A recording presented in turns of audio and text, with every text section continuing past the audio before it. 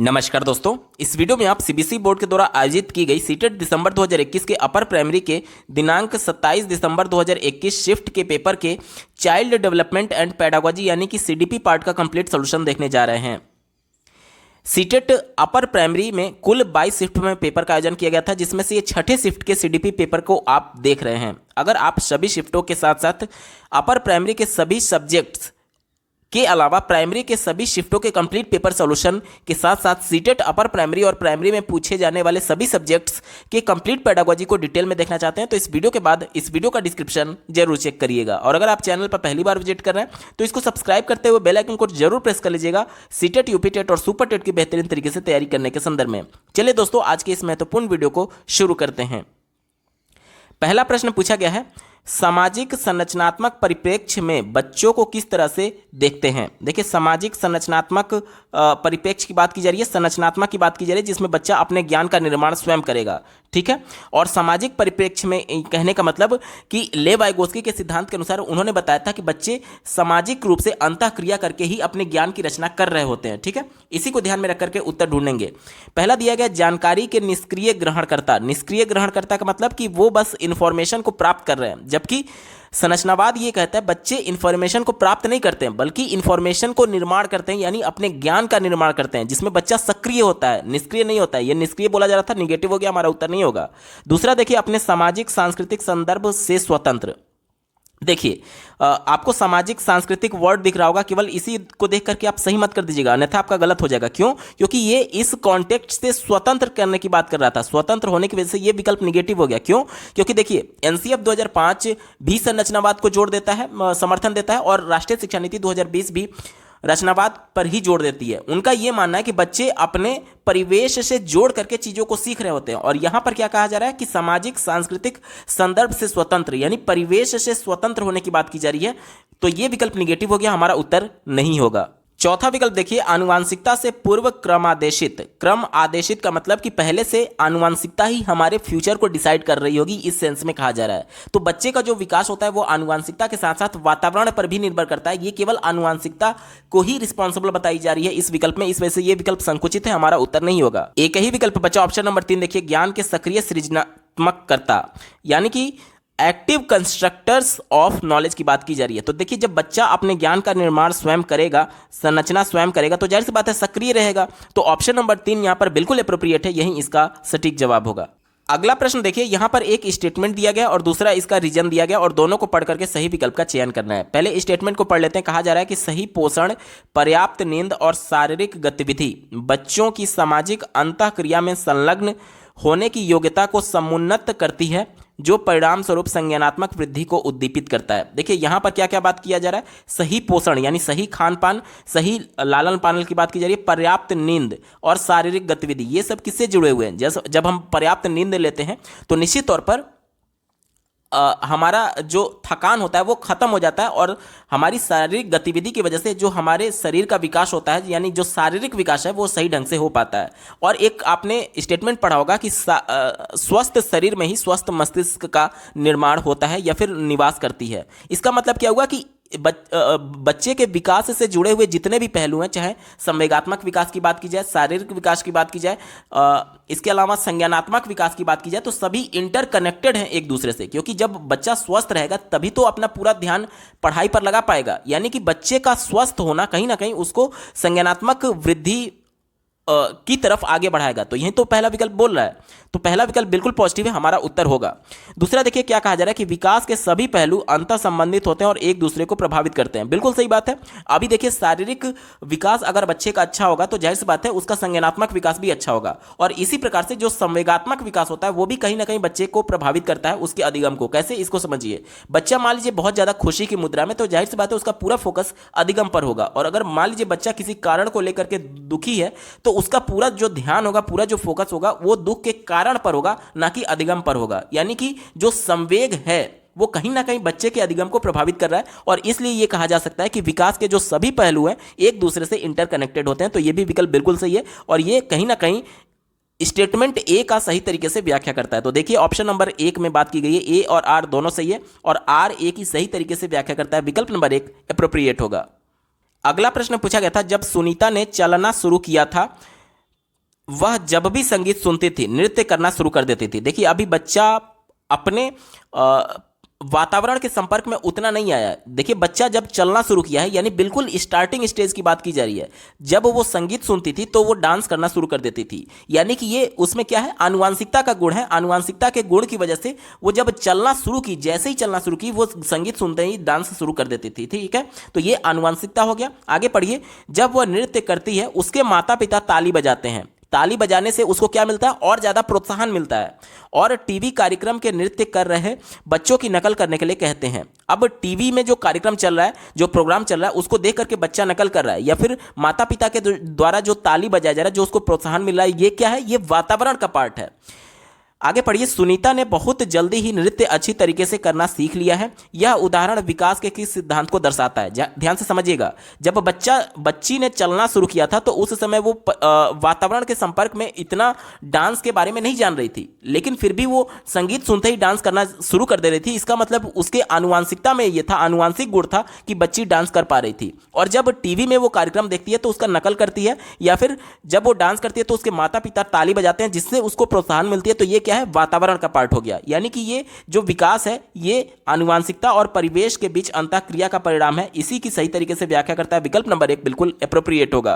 क्यों? क्योंकि विकास जो होता है वो ये कहा जाता है कि बच्चे के आनुवांशिकता के साथ साथ वातावरण भी उस पर पूरा प्रभाव डालता है। ऑप्शन नंबर 1 बिल्कुल एप्रोप्रिएट है, यही इसका सटीक जवाब होगा।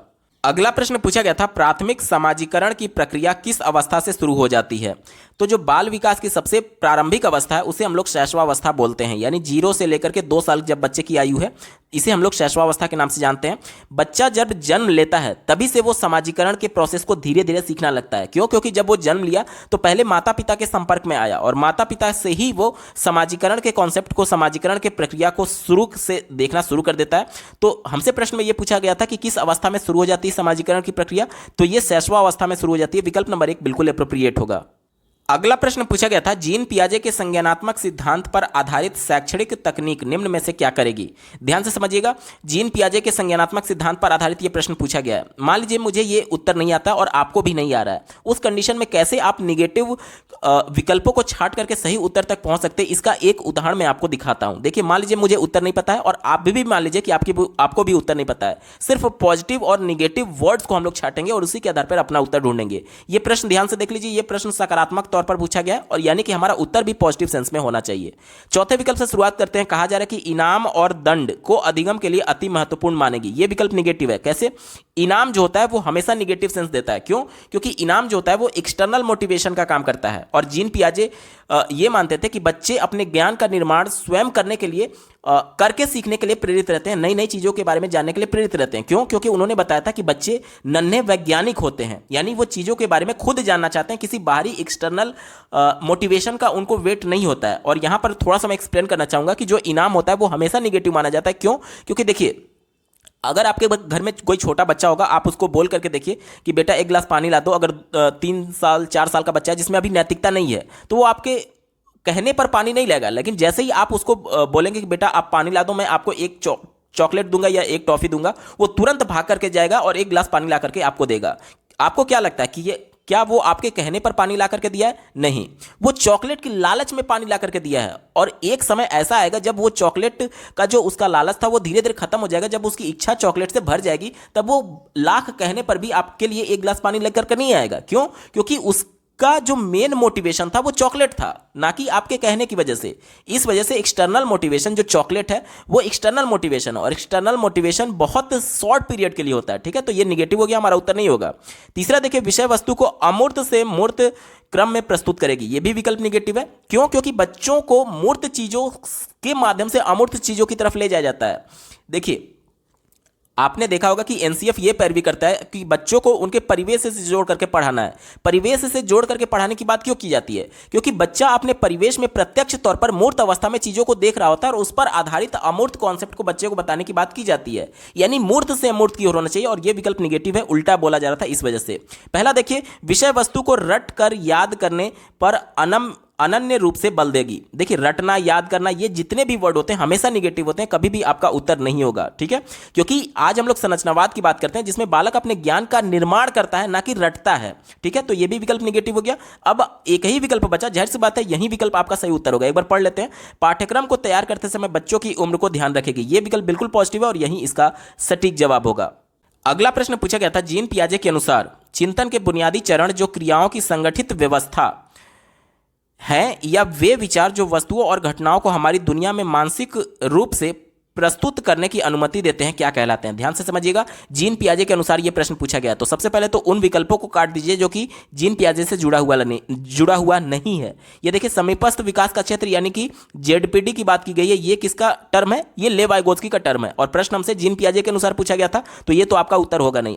अग्रिम संगठक भी कोई शब्द नहीं है जो कि जीन पियाजे के द्वारा दिया गया, अनैच्छिक क्रियाएं भी नहीं है। एक ही विकल्प बच्चा ऑप्शन नंबर 1 देखिए, स्कीमा, ये जीन पियाजे के द्वारा दिया गया महत्वपूर्ण शब्द है। ये तो हो गया आप किस प्रकार से तुक्का लगाएंगे, लेकिन अब एग्जैक्ट आंसर तक हम लोग कैसे पहुंचेंगे इसको ध्यान से समझिए। देखिए, हमसे कहा जा रहा है कि चिंतन के बुनियादी चरण जो क्रियाओं को संगठित व्यवस्था है। देखिए, बच्चे कोई नए इंफॉर्मेशन को देखते हैं तो सबसे पहले वो उसको ऑर्गेनाइज कर रहे होते हैं। ऑर्गेनाइज को ही यहां पर संगठन कहा गया है। ऑर्गेनाइज कहने का मतलब कि देखिए, बच्चे को आप 4 प्रकार की वस्तुएं दिखाइए, जैसे कि खाने की वस्तु, कोई ठोस वस्तु दिखा दीजिए, और कपड़ा दिखा दीजिए, और खिलौना दिखा दीजिए। तो चारों चीज़ों को वो अलग अलग कैटेगराइज कर लेगा। कैसे? उसके माइंड में पहले से स्कीमा बनी हुई है इन सभी वस्तुओं से रिलेटेड। अगर आप बच्चे को केक देंगे तो वो देख करके समझ जाएगा कि ये खाने की वस्तु है, तो जो खाने वाला स्कीमा उसके माइंड में बना होगा उसमें उसको इंफॉर्मेशन से कंपेरिजन करके वो बता रहा होगा। इसी प्रकार से अगर बच्चे को खिलौना दिखाएंगे तो टॉय वाले स्कीमा से वो कंपेरिजन करके बता देगा कि हाँ, ये खिलौना है, टॉय है। यानी कि ये क्या कर रहा है? इंफॉर्मेशन को संगठित कर रहा है, ऑर्गेनाइज कर रहा है।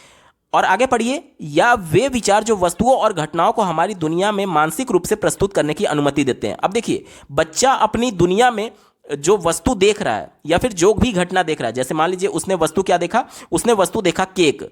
तो केक जब उसने देखा तो उसका माइंड जो है वो अपने माइंड में जितने भी स्कीमा बने हुए, स्कीमा क्या होता है? सेट ऑफ इंफॉर्मेशन होता है, यानी कि एक प्रकार के इंफॉर्मेशन का एक पैकेट है। जैसे कि आपके मोबाइल में विभिन्न प्रकार के फोल्डर्स बने हैं, जैसे कि MP3 गाने का अलग फोल्डर होगा, वीडियो क्लिप्स का अलग फोल्डर होगा, कॉन्टैक्ट लिस्ट का अलग फोल्डर होगा। यानी ये सभी अलग अलग प्रकार के इंफॉर्मेशन अलग अलग फोल्डर्स में सेव होते हैं। इसी प्रकार से बच्चे भी इंफॉर्मेशन को अपने माइंड में सेव करने से पहले उसको कैटेगराइज करते हैं कि ये किस प्रकार की इंफॉर्मेशन है। जब वो केक है तो जाहिर सी बात है उसको खाने वाले कैटेगरी में वो उसको कैटेगराइज कर रहा होगा।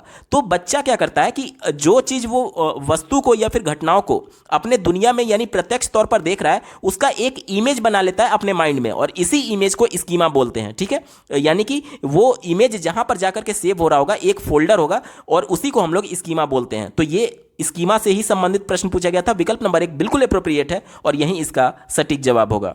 अगला प्रश्न पूछा गया है, निम्न में से किस सिद्धांतकारी ने यह प्रतिपादित किया था कि सामाजिक अंतःक्रियाएं आधारभूत मानसिक क्षमताओं को उच्चतर संज्ञानात्मक प्रक्रियाओं में रूपांतरित करने में महत्वपूर्ण भूमिका निभाती है? देखिए, यहां पर एक महत्वपूर्ण टर्म यूज किया गया, सामाजिक अंतःक्रिया। लेव वाइगोत्स्की के सिद्धांत के अनुसार उन्होंने एक महत्वपूर्ण सिद्धांत दिया था, सामाजिक सांस्कृतिक अंतःक्रिया का सिद्धांत। तो सामाजिक अंतःक्रिया किस में आता है? वो लेव वाइगोत्स्की में आता है। तो विकल्प नंबर 1 इसका बिल्कुल एप्रोप्रिएट है, यही इसका सटीक जवाब होगा। अगला प्रश्न पूछा गया था, निम्नलिखित में से कौन सा लेव वाइगोत्स्की के संज्ञानात्मक सिद्धांतों पर आधारित है? लेव वाइगोत्स्की के अनुसार पूछा जा रहा है। देखिए, लेव वाइगोत्स्की का एक महत्वपूर्ण टर्म है MKO। M का मतलब मोर, K का मतलब नॉलेजेबल और O का मतलब अदर। यानी कि बच्चे एक दूसरे से जब समाज में इंटरेक्शन कर रहे होते हैं तो ऐसा कोई भी व्यक्ति जो कि उसका सहपाठी भी हो सकता है, अगर उससे थोड़ा बहुत भी ज़्यादा जान रहा है तो वह उस बच्चे के संज्ञानात्मक विकास में वृद्धि कर सकता है। कैसे? देखिए, मान लीजिए एक बच्चे का मानसिक स्तर इतना है और उसी का सहपाठी जिसका मानसिक स्तर इतना है, तो जाहिर सी बात है इतना जो गैप है इन्फॉर्मेशन का, वो बच्चा, अगर ये वाला बच्चा इस बच्चे को कुछ इन्फॉर्मेशन देगा तो जाहिर सी बात है ये वाला बच्चा उससे सीख सकता है। क्यों? क्योंकि अगले बच्चे का जो मानसिक स्तर है वो उससे अलग था, ऊपर था, और कहीं ना कहीं ये बच्चे को एक तरीके से नई चीज़ों के बारे में जानकारी दे सकता है। क्योंकि इनका जो टर्म था MKO, मोर नॉलेजेबल अदर, यानी कि दूसरा जो है वो इस वाले बच्चे से ज़्यादा नॉलेजेबल है। ठीक है, तो ये क्या होगा? एक दूसरे से अंतःक्रिया के संदर्भ में उन्होंने बताया था कि बच्चे सामाजिक तौर पर, सांस्कृतिक तौर पर अंतःक्रिया के माध्यम से ही सीखते हैं। और अंतःक्रिया कैसे होगा? जब परस्पर एक दूसरे से कम्युनिकेट करने की बात होगी तो देखिए परस्पर एक ही विकल्प में दिया गया है, पारस्परिक अध्यापन। विकल्प नंबर 1 बिल्कुल अप्रोप्रिएट है और यही इसका सटीक जवाब होगा। अगला प्रश्न पूछा गया था, लॉरेंस कोहलबर्ग के अनुसार कोई बच्चा नैतिक चिंतन के किस स्तर पर है अगर वह बच्चा यह तर्क देता है कि हिंज को कानून का पालन करना चाहिए क्योंकि एक नागरिक के रूप में उसका कर्तव्य है, और अगर किसी को भी चोरी करने की इजाज़त नहीं है तो वह हिंज को भी ऐसा करने की स्वीकृति नहीं दी जानी चाहिए।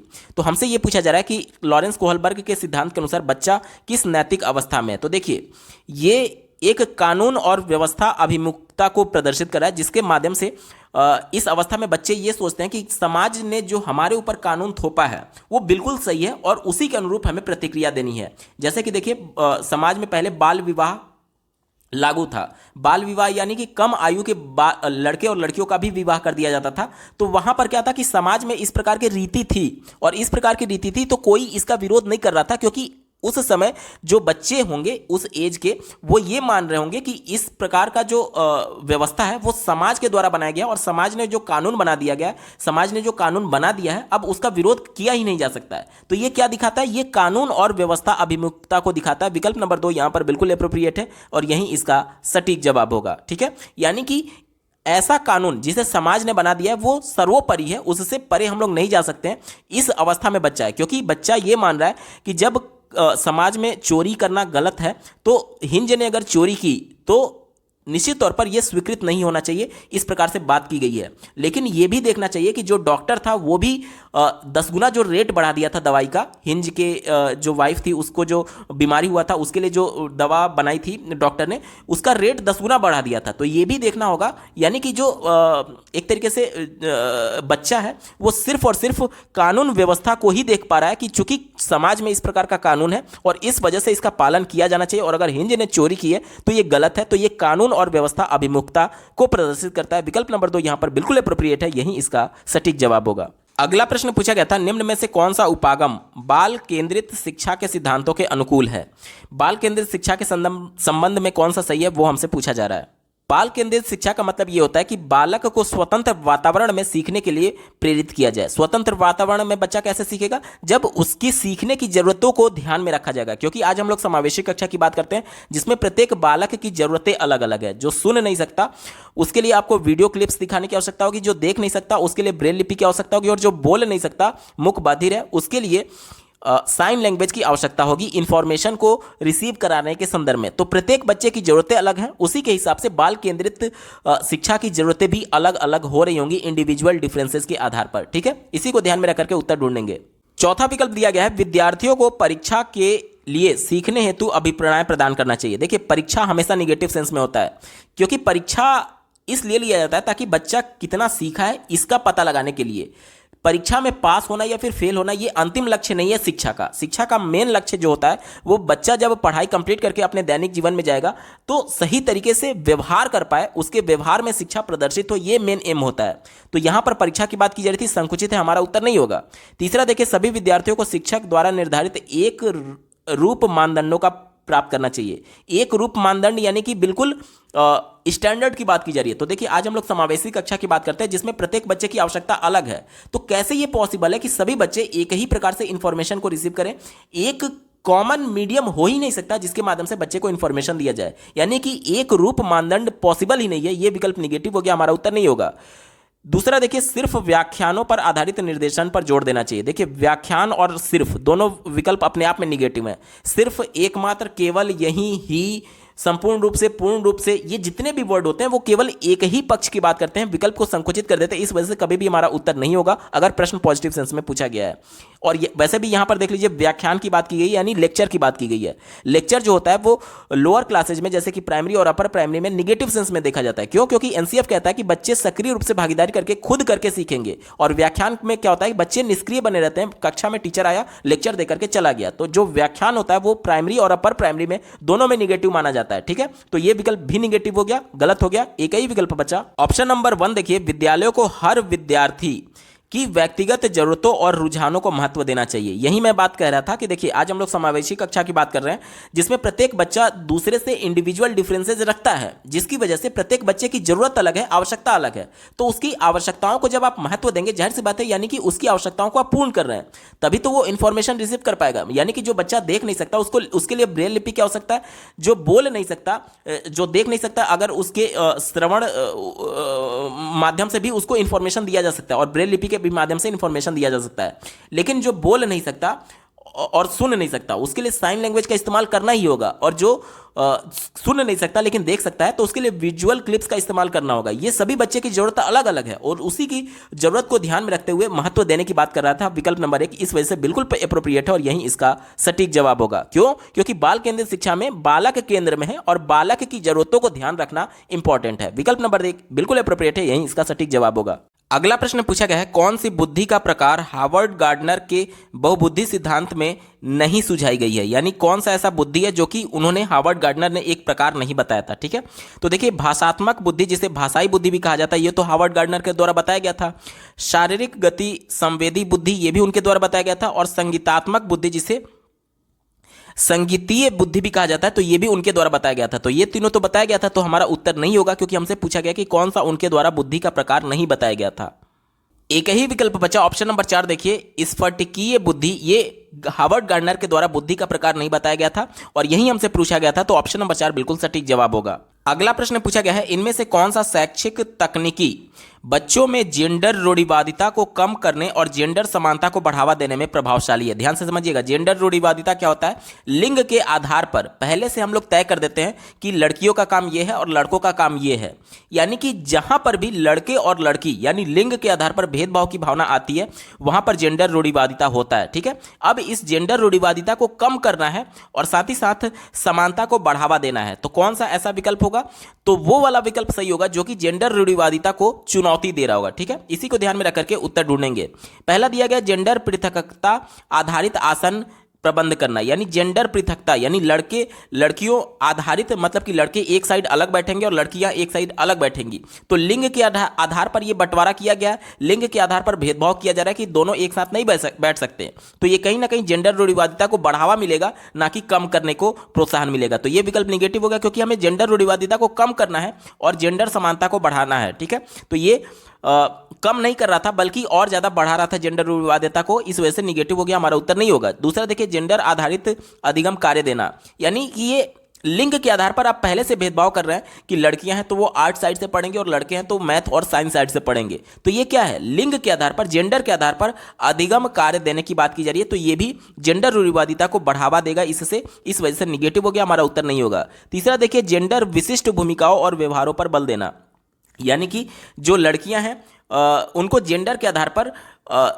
एक तरीके से इंडोर गेम्स के लिए प्रेरित करना और जो लड़के हैं उनको आउटडोर गेम्स के लिए प्रेरित करना। ठीक है, विशिष्ट भूमिकाओं और व्यवहारों पर बल देने की बात की जा रही है, क्योंकि उनको उनके शारीरिक बल के आधार पर भेदभाव करने की बात होती है। तो ये विकल्प भी निगेटिव है, क्योंकि ये कम नहीं कर रहा है बल्कि और ज्यादा बढ़ावा दे रहा है। ठीक है, एक ही विकल्प बच्चा, ऑप्शन नंबर 4 देखिए, कक्षा में जेंडर पूर्वाग्रहों पर चर्चा और सुसाध्य करना। देखिए, जब जेंडर पूर्वाग्रह पर हम लोग बात करेंगे तो उसको चुनौती मिलेगी। जैसे पहले से ये डिसाइड है, जनता एक तरीके से समाज के द्वारा हमारे ऊपर थोपा गया है कि लड़कियां हैं तो वो घर का काम करेंगी और लड़के जो हैं वो आजीविका जुटाने का काम करेंगे। तो ये क्या है? ये पूर्वाग्रह है। बिना किसी क्षमता के बारे में जाने हुए ही हम उसके बारे में ये अवधारणा बना लेते हैं कि हाँ वो लड़की है, जेंडर के आधार पर ये काम करेगी, और वो लड़का है तो जेंडर के आधार पर वो काम करेगा। आज देखिए, लड़के भी 5 स्टार होटल में विभिन्न प्रकार के शेफ का काम कर रहे हैं और बहुत अच्छा प्रदर्शन कर रहे हैं, और लड़कियां भी पुलिस विभाग में जा रही हैं और बहुत अच्छा परफॉर्म कर रही हैं। तो ये जेंडर पूर्वाग्रह जो है, जो पहले से रूढ़िवादी विचार है, उस पर चर्चा करने की आवश्यकता है और उसको चुनौती देने की आवश्यकता है। विकल्प नंबर 4 बिल्कुल एप्रोप्रिएट है और यही इसका सटीक जवाब होगा। अगला प्रश्न पूछा गया था, एक ऐसी कक्षा जिसमें विद्यार्थियों का समूह विविधतापूर्ण हो, उसमें अध्यापक को क्या करना चाहिए? तो देखिए, जितना भी विविध होगा वो उतना ही संसाधन के तौर पर देखा जाता है। एनसीएफ इसको संसाधन के तौर पर देखती है। ठीक है, अब कैसे विविधतापूर्ण अध्यापक को क्या करना चाहिए, इसके संदर्भ में अध्यापक जो है वो सभी की जरूरतों को, सभी बच्चों की जरूरतों को ध्यान में रखे और उसका सम्मान करे। जैसे देखिए आज हम लोग समावेशी कक्षा की बात करते हैं, जिसमें प्रत्येक बच्चे का जो आवश्यकता है, जरूरत है, वो अलग अलग है, ठीक है। तो यानी कि प्रत्येक बच्चे की जब जरूरत को पूरा किया जाएगा, जरूरत को ध्यान में रख करके उसको अधिगम कराया जाएगा, तभी तो उसका अधिगम अर्थपूर्ण होगा।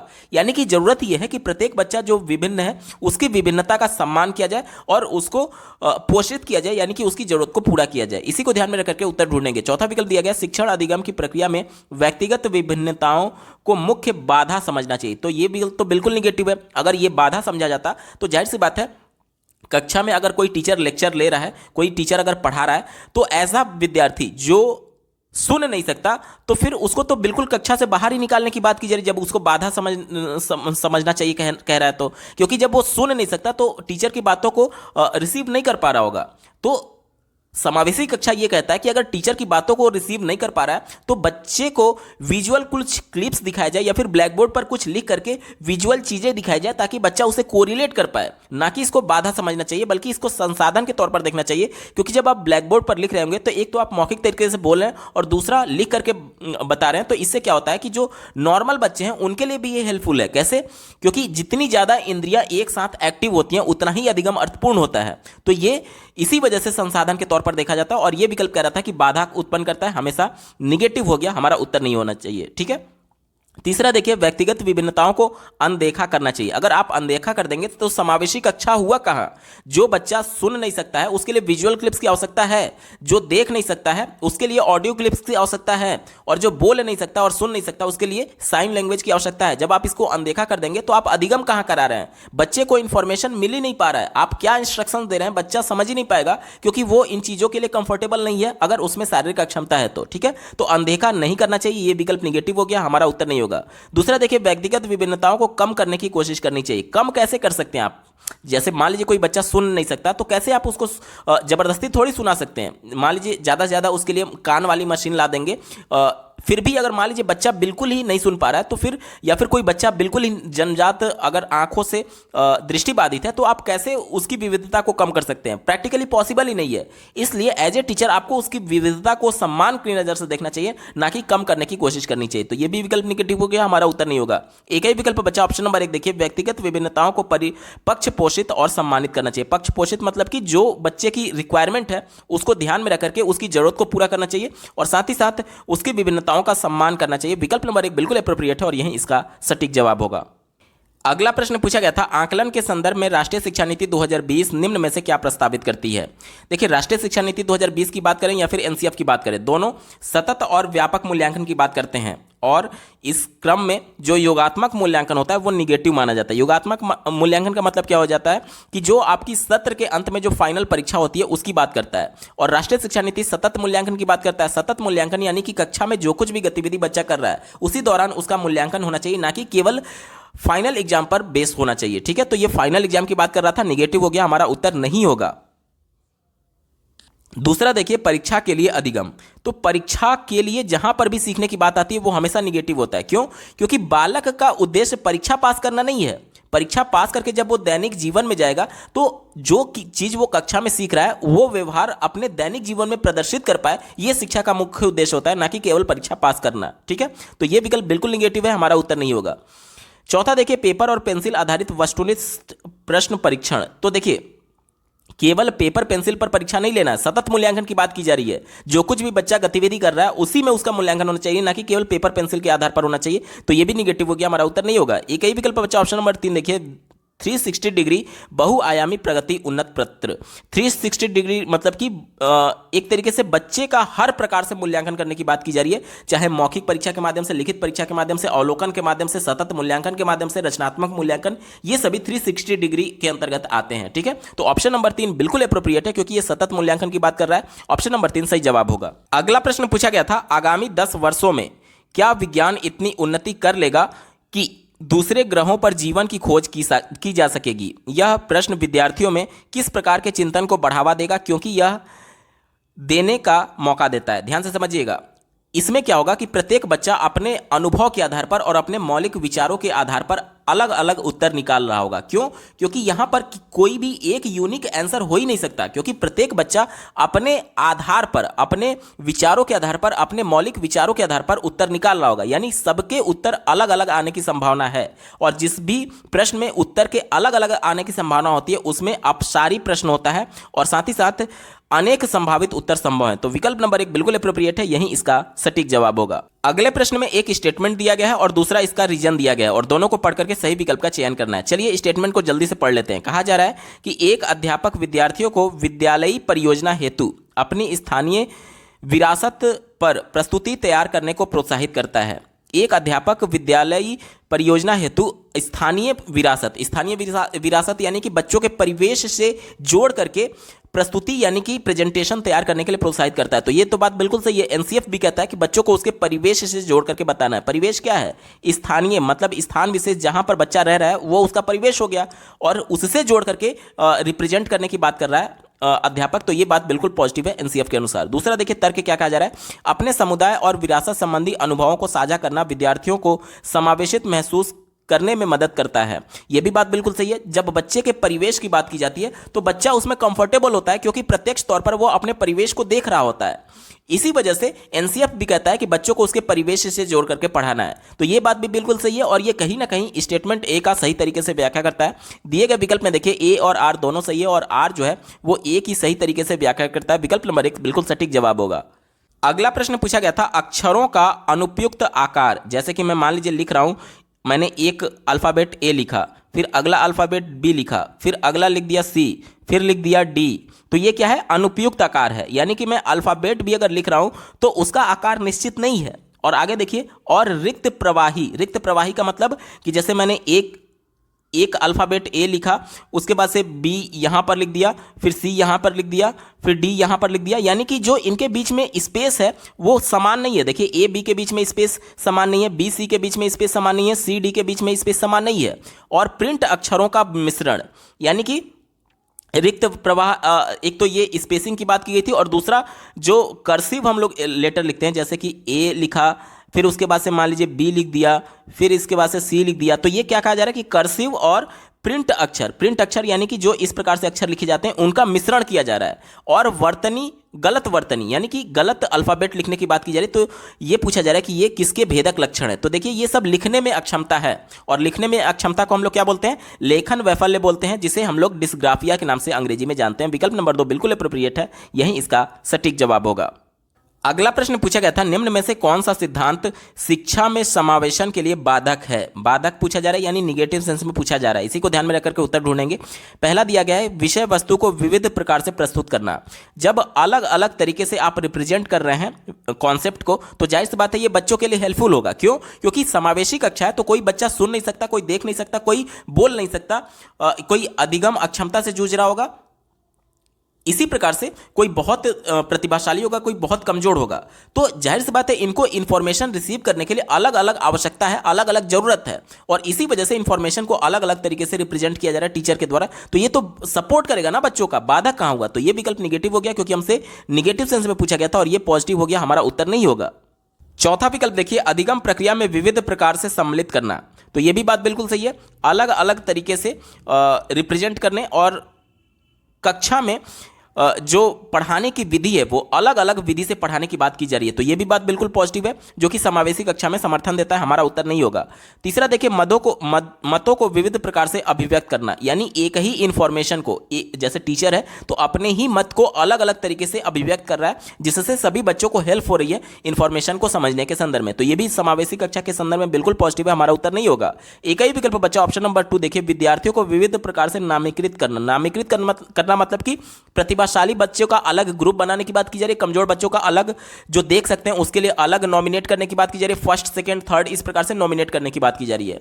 तो जब भी बच्चे को आप उसकी योग्यता के आधार पर नॉमिनेट करते हैं या फिर वर्गीकृत करते हैं, तो कहीं ना कहीं जो कमजोर बच्चा है उसके मन में हीन भावना आ सकती है कि एक तो पहले से वो नहीं सीख पा रहा है और ऊपर से आप उसको अलग अलग कैटेगरी में बांट रहे हैं। तो इससे क्या होगा कि बच्चा हीन भावना का शिकार हो सकता है, और जैसे ही उसमें नेगेटिविटी आएगी उसका अधिगम अर्थपूर्ण नहीं होगा, और ये कहीं ना कहीं समावेशन में बाधक बाधक उत्पन्न होगा, क्योंकि समावेशी कक्षा का मतलब ही ये होता है कि बिना किसी भेदभाव के सभी बच्चों को एक ही कक्षा के नीचे आपको पढ़ाना है, और आप उसकी योग्यता के आधार पर नॉमिनेट कर रहे हैं, यानी भेदभाव कर रहे हैं। इस वजह से यह विकल्प निगेटिव, और चूंकि हमसे निगेटिव सेंस में पूछा गया था, विकल्प नंबर 2 बिल्कुल एप्रोप्रिएट होगा। अगला प्रश्न पूछा गया था, दृष्टिबाधित विद्यार्थियों को ऐसी क्या सुविधा दी जाए जिससे कि वे प्रभावशाली ढंग से सीख सकें और संप्रेषण कर सकें।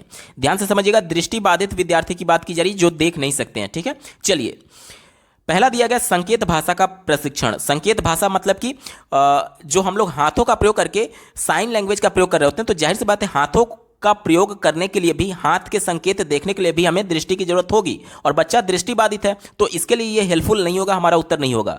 दूसरा देखिए, ब्रेल लिपि का प्रशिक्षण। तो ब्रेल लिपि क्या होता है कि एक शीट पर उभरे हुए अक्षर होते हैं जिसके माध्यम से बच्चा छू करके महसूस कर सकता है, तो दृष्टिबाधित के लिए ब्रेल लिपि आवश्यक है, इस वजह से ये पॉजिटिव हो गया, हमारा उत्तर होगा।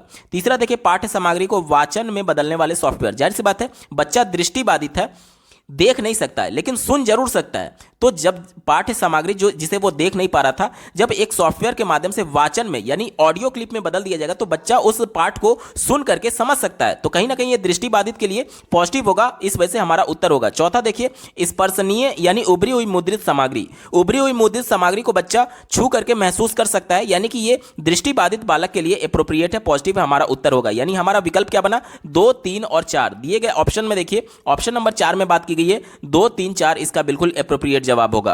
अगला प्रश्न पूछा गया था, निम्नलिखित में से कौन सी मेधावी विद्यार्थियों की विशेषता नहीं है। निगेटिव सेंस में पूछा गया है। चौथा विकल्प दिया गया है, एक से अधिक क्षेत्रों में उच्चतम श्रेणी की उपलब्धि। जाहिर सी बात है जब बच्चा एक से ज्यादा फील्ड में अचीवमेंट प्राप्त कर पा रहा है तो यह प्रतिभाशाली का लक्षण है, इस वजह से हमारा उत्तर नहीं होगा।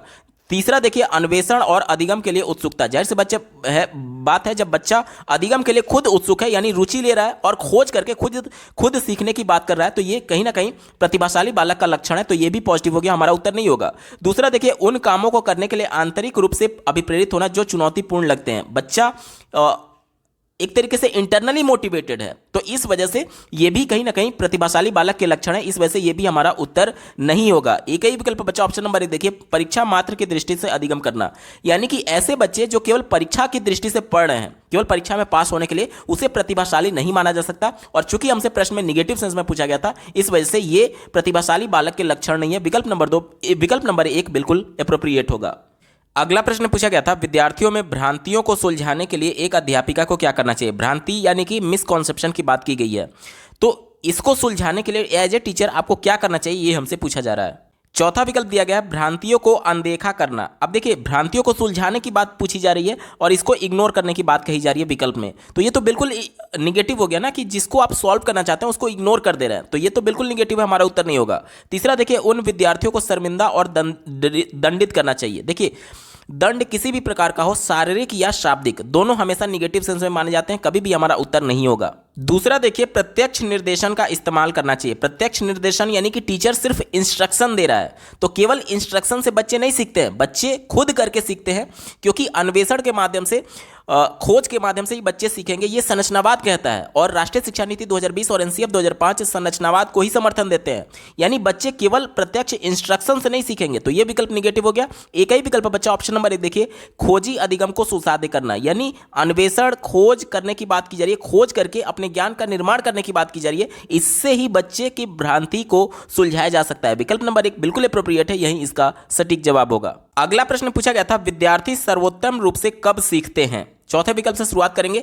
कहा जा रहा है कि दी गई विषय वस्तु को रट्टा मार करके, रटना, याद करना, स्मरण करना, ये जितने भी वर्ड हैं हमेशा निगेटिव होते हैं, कभी भी हमारा उत्तर नहीं होगा, क्योंकि रटने से ज्यादा ज्ञान के निर्माण पर फोकस किया गया है राष्ट्रीय शिक्षा नीति 2020 में। ठीक है, तो रटना निगेटिव हो गया, हमारा उत्तर नहीं होगा। दूसरा देखिए, दूसरे के व्यवहार की नकल और अनुकरण करके। देखिए, बच्चे किसी का नकल करके नहीं सीखते हैं, बल्कि अपने ज्ञान का निर्माण स्वयं करते हैं, अन्वेषण के माध्यम से, खोज के माध्यम से, तो अनुकरण के माध्यम से बच्चे नहीं सीख पाएंगे, ये भी निगेटिव हो गया, हमारा उत्तर नहीं होगा। दूसरा देखिए, अध्यापिका के मौखिक निर्देशों का निष्क्रिय पालन करके। निष्क्रिय पालन यानी कि बच्चा केवल जो टीचर बोल दिया उसी को आंख बंद करके फॉलो किए जा रहा है।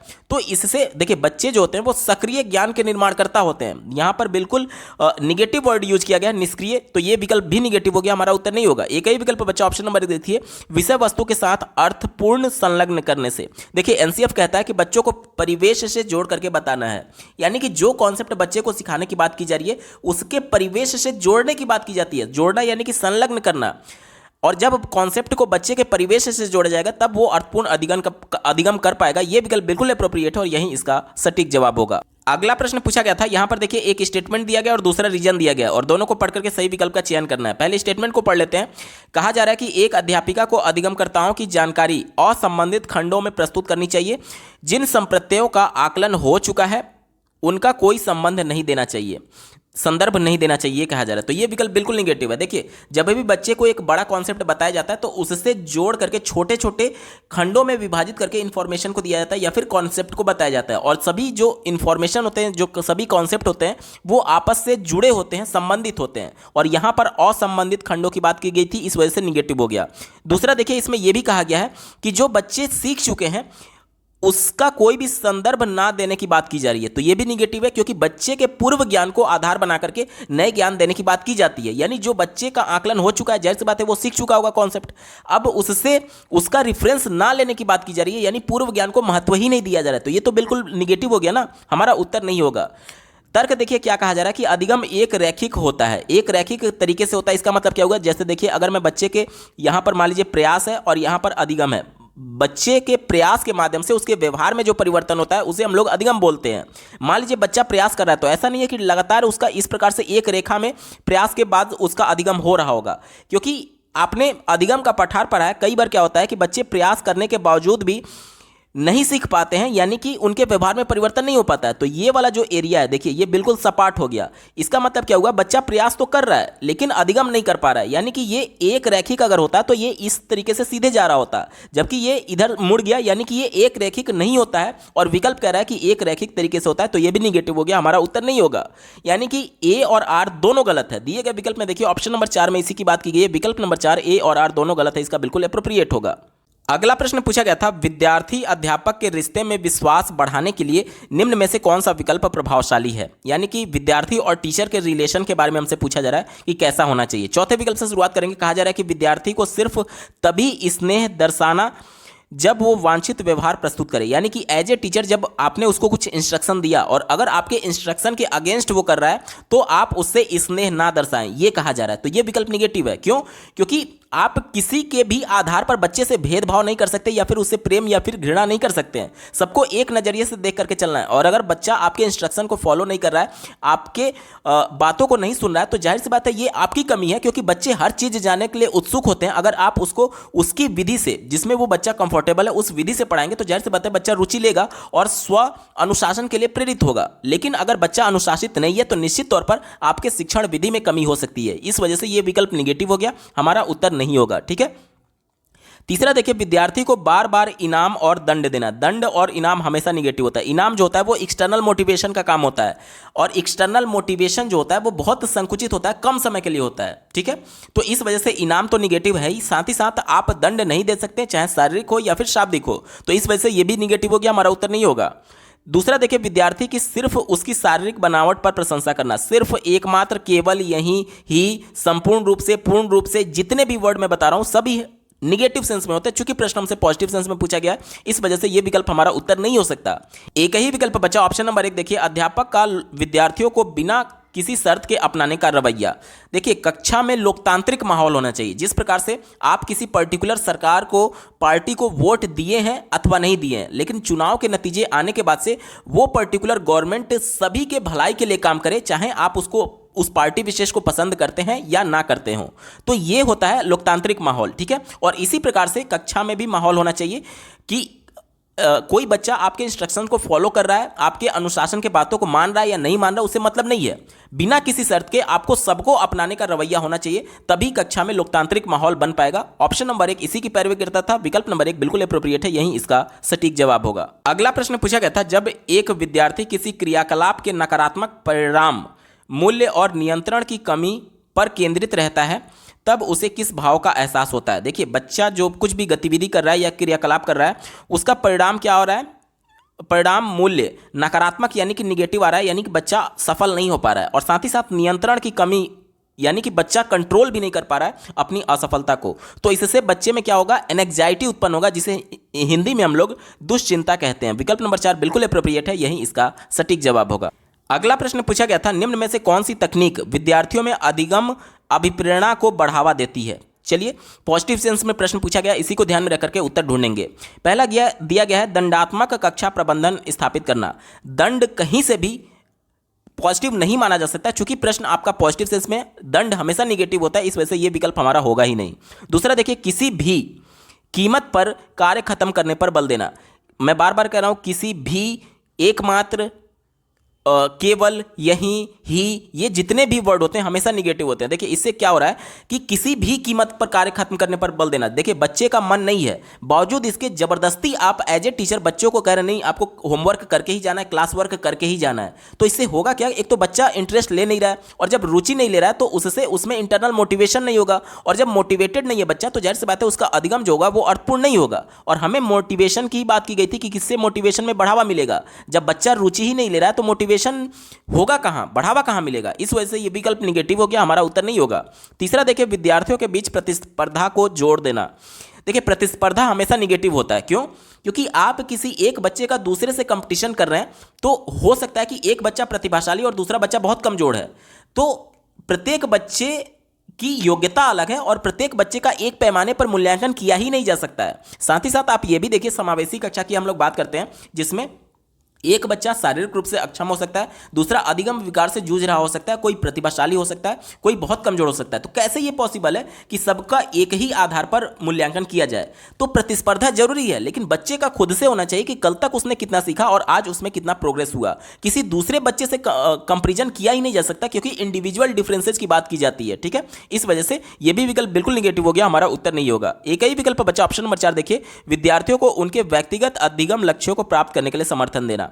व्यक्तिगत अधिगम लक्ष्य की बात की जा रही है, यानी कि जो बच्चा प्रतिभाशाली है उसका लक्ष्य कुछ अलग होगा, और जो बच्चा बहुत कमजोर है उसका तो लक्ष्य यही होना चाहिए कि पहले वो ठीक ढंग से अधिगम कर पाए, तो उसका लक्ष्य अलग है। और जो प्रतिभाशाली है उसका लक्ष्य क्या है कि वो चुनौतीपूर्ण कार्यों को करेगा। तो प्रत्येक बच्चे का इंडिविजुअल डिफरेंसेस के आधार पर जो उनका व्यक्तिगत यानी कि पर्सनल जो टारगेट है उसको पाने के लिए समर्थन देना, ये कहीं ना कहीं इससे बच्चे में इंटरनल मोटिवेशन जनरेट होगा। क्यों, क्योंकि जो बच्चा कमजोर था, अगर आप उसको टारगेट करेंगे कि आप पढ़ना सीखें, तो जाहिर सी बात है बच्चे पर यह अतिरिक्त बोझ नहीं होगा कि आपको परफॉर्मेंस रिजल्ट बहुत अच्छा देना है, क्योंकि उसका मेन टारगेट अब यह है कि आपको एनी हाउ सीखना है। परफॉर्मेंस कैसा भी हो, रिजल्ट आपका कुछ भी हो, लेकिन एनी हाउ आपको सीखना है। लेकिन अगर आप उस पर प्रेशर डालने लगे एज ए टीचर कि नहीं तुम सीख नहीं पा रहे हो, बावजूद इसके तुमको कक्षा में फर्स्ट आना है, तो इससे होगा क्या कि बच्चा एक तो वैसे ही नहीं सीख पा रहा था और उस पर अतिरिक्त प्रेशर बनेगा, जिसकी वजह से वो निगेटिव थिंकिंग के साथ वो एक तरीके से डिमोटिवेट होने लगेगा। और चूंकि प्रश्न हमसे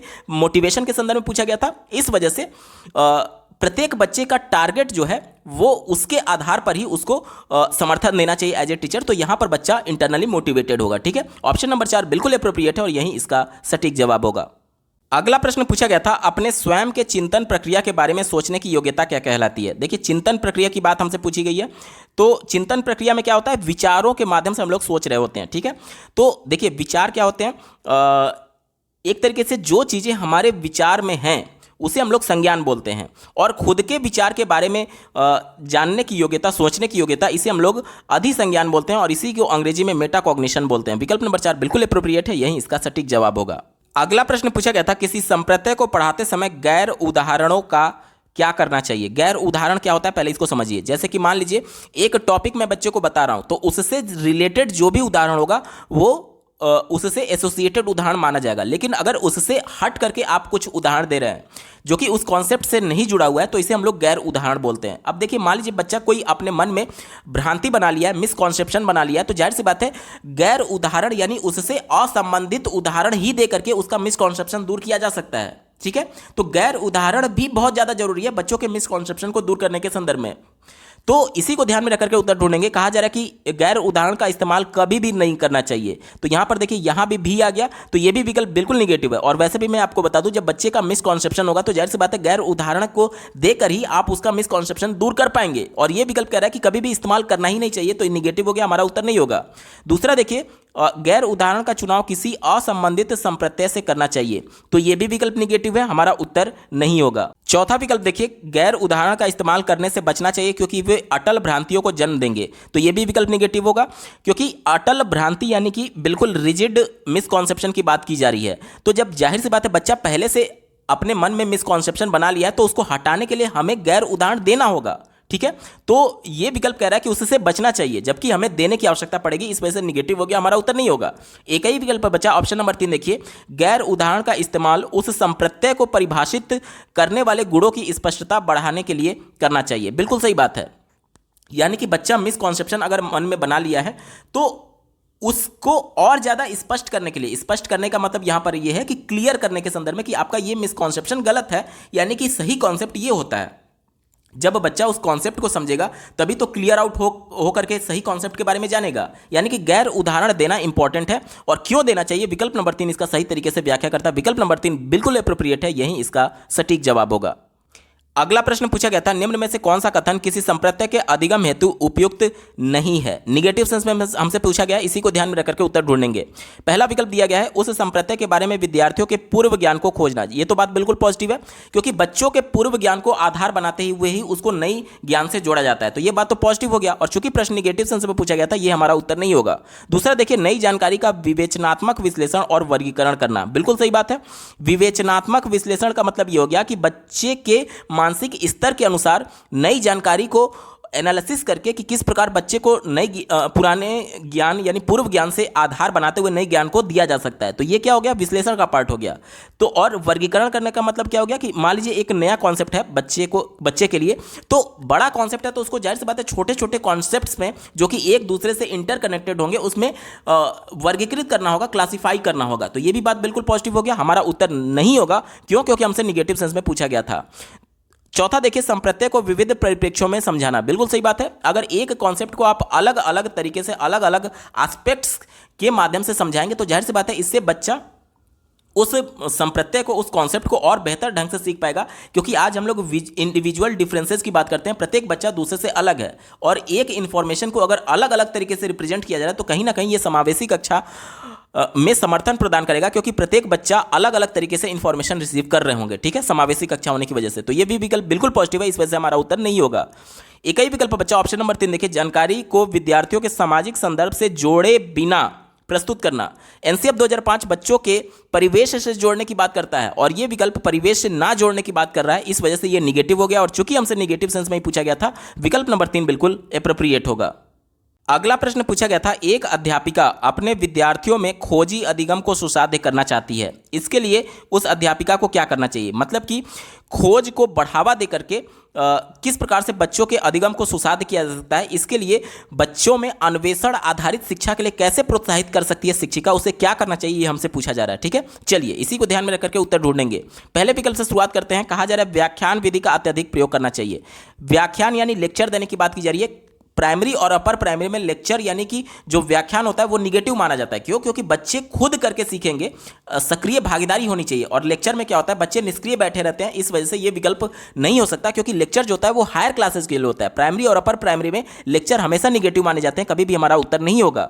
दूसरा देखिए, केवल पाठ्यपुस्तक के इस्तेमाल पर बल देना चाहिए। केवल, एकमात्र, एक ही, यही, ही, भी, पूर्ण रूप से, संपूर्ण रूप से, ये जितने भी वर्ड हैं हमेशा निगेटिव होते हैं, कभी भी हमारा उत्तर नहीं होगा अगर प्रश्न पॉजिटिव सेंस में पूछा गया है। चौथा देखिए, विद्यार्थियों को बिना किसी मार्गदर्शन के खुद काम करने देना चाहिए। आपको लग रहा होगा कि बाल केंद्रित शिक्षा के हिसाब से ये बिल्कुल एप्रोप्रिएट है, लेकिन नहीं, ये निगेटिव है। देखिए, बाल केंद्रित शिक्षा का मतलब ये जरूर होता है कि बालक स्वतंत्र रूप से अपने ज्ञान के निर्माण कर रहा होगा, खुद करके सीख रहा होगा, लेकिन इसका मतलब कतई भी ये नहीं है कि उसको मार्गदर्शन की आवश्यकता नहीं है। अगर ऐसा होता तो फिर विद्यालय और टीचर्स होते ही क्यों? बच्चा जब खुद ही करके सीख लेता तो घर पर भी करके सीख रहा होता। लेकिन एग्जैक्टली किस रिजल्ट पर पहुंचना है, यहां पर जानने के लिए मार्गदर्शन की आवश्यकता है।